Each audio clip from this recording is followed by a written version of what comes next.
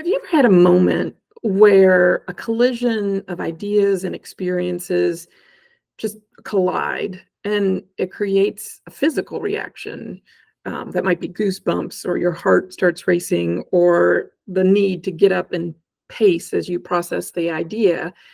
I had that experience a few months ago, and it's been really exciting. And so it was a collision of recognizing that nonprofits really struggle with raising unrestricted funds. And candidly, that's not their problem. It's a result of a kind of broken system that's been created. It's no one's fault. And then kind of my sales philosophy, storytelling, and then the research, data analysis part of my brain, and sitting and having a conversation where, like, just everything one of those light bulb moments. So let me kind of take you back to that. You've heard me say, even just today, that nonprofit fundraising is broken. And that's because there's just this expectation that, give me X and I'll give you Y. That's a table at a gala, a name on a banner, or we'll invite you to these events. And while we don't intend that to be transactional, we're really not setting up a relationship for an ongoing investment. And so, some of our past experiences in the agency helping startups, our storytelling, and then nonprofit experience really created the recognition that we need to be more unapologetic in our fundraising, especially when we're have such potential to talk to the business community about how solving these really complex social issues benefits them directly in terms of workforce development, social stability, but the community in terms of economic impact of lowering, the cost and need for social services, and expanding, personal wealth and equity, and putting people in a better position. Um, of their own will and power. So, it's things like, recognizing a broken system, being willing to look from the outside in, looking at the work that you do from the most distant perspective, recognizing that we have to lead with an emotional connection, transformation focus instead of transactional, storytelling with a ripple effect, and really getting this social solution-based investment. All sounds great, right? So let me try and map out my brain for you and what this moment a few months ago has led to, and how that might be helpful. At least that's the plan. So when we look at fundraising, we've got a couple different approaches, right? We've got, the traditional fundraising approach, and that might start with, who can I meet and greet? Um, who can I talk to that might have similar interests, might recognize and support the work that we do? And then we have the donor process over here. So what lives in their mind? And this is, hey, I want to do good things. I want to be a good person. I want to help others. And we could go into this deeper if you look at past videos about, donor attitudes. So, this happens, and then there's an invite, or an ask that occurs. And, from my perspective, it's kind of an 80-20 rule to the gift. So, hey, I met this person at such and such business event, and, have learned more about their mission. It's a really good cause. We can probably help them. And so there's a gift of, volunteer time, financial support. And I think we probably learn 80% of what has motivated that donor or business or corporate sponsor to give. But there's this missing 20% of what's in their mind that really contains the magic. And that's where we have to see, and accept these, different approaches, and create a relationship rather than just that exchange. So, this is where, hey, I'll give you X, you give me Y. And, you know, again, that's kind of what we're set up to do.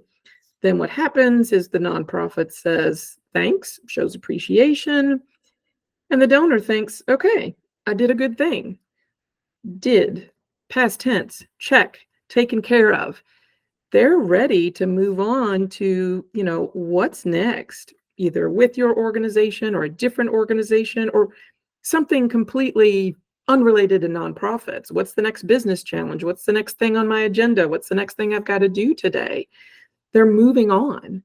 And we tend to put those people in, a dump of communications and, you know, and that's important. Again, I don't want to say that the fundraising model is wrong. It's just this is a system that we've been using. And I think it's yes and showing appreciation, continuing to communicate and invite are good things.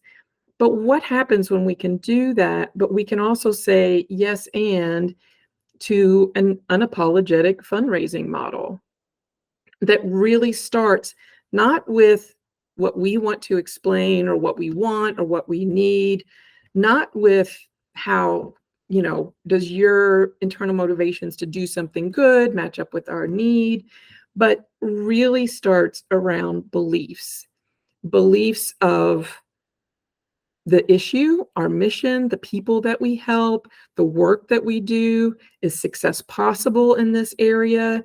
And those beliefs might be obstacles, those beliefs might be advantages, but we have to understand those beliefs first. And here's where we see the things like, outside in. Let's look outside of our organization, outside of the people who know us and love us best, and figure out what's in the way and what's working to our advantage. How do we connect on an emotional plane? Every buying decision, and donating, volunteering is a buying decision, begins and ends in an emotional space. So, how do we start the conversation with an emotional connection? For some, that might be the heartwarming human story that we tend to lead with. For others, it might be relating that human story to their world.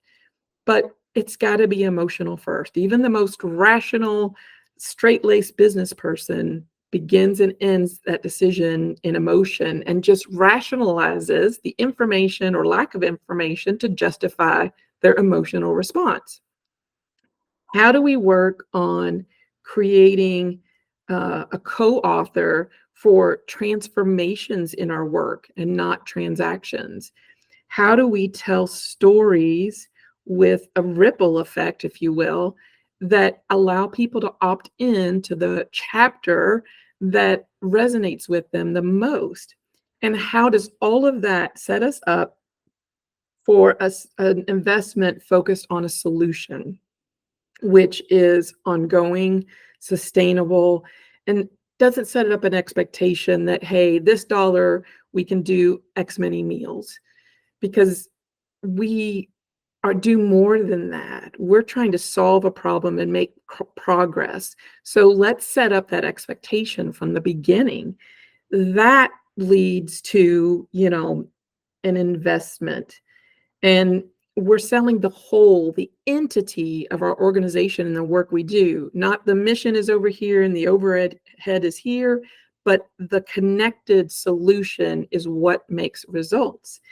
And when we do that right, we create ambassadors who introduce us to more people, and it becomes exponentially stronger.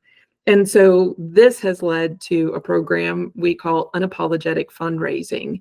And it's changing the game on how nonprofits are telling their story, how they're relating it to quantifiable outcomes that relate to business leaders, private donors, individuals, and even those who might be skeptical, and how that can create a conversation around ongoing relationships and investments and not just the immediate ask. So I hope looking at this has whetted your appetite to do things a little differently for fundraising and to be unapologetic in the expectation that everyone has a role to play, and there's a reason everyone could and should invest in the work that you're doing. Let's do it together, and let's do it better and make our world a stronger place. Thanks for watching. For more Mission Multiplier videos, visit wearefieldtrip.com/nonprofit.